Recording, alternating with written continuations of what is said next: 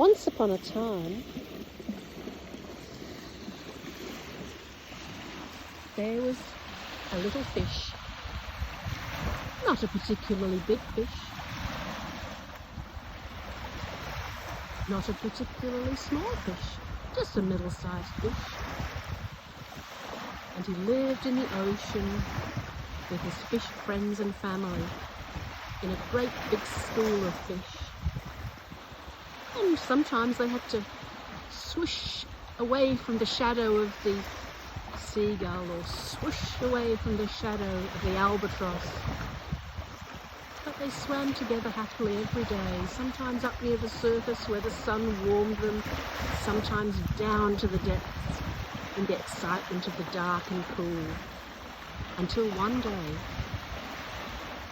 a big storm blew them into strange and tangly seaweed, and the seaweed seemed to stick to them so that they couldn't quite swim freely.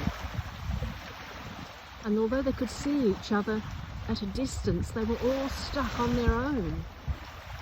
It was a bit harder to breathe. But breathe they did, in their own way. But day after day they were stuck. They didn't know when it was going to end. They couldn't swim up to the top and feel the warmth of the sun. They couldn't swim down to the depths to play in the rocky crevices. Each was stuck, and each began to have feelings that were uncomfortable, feelings of worry. When will this end? When will this end? And one day,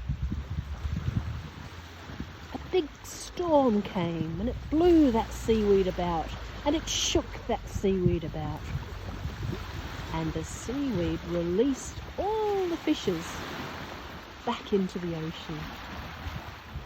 And they all swam around together in a great big group once again.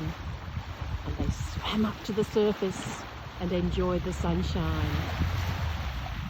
And they swam down to the deep, dark depths and played in the crevices.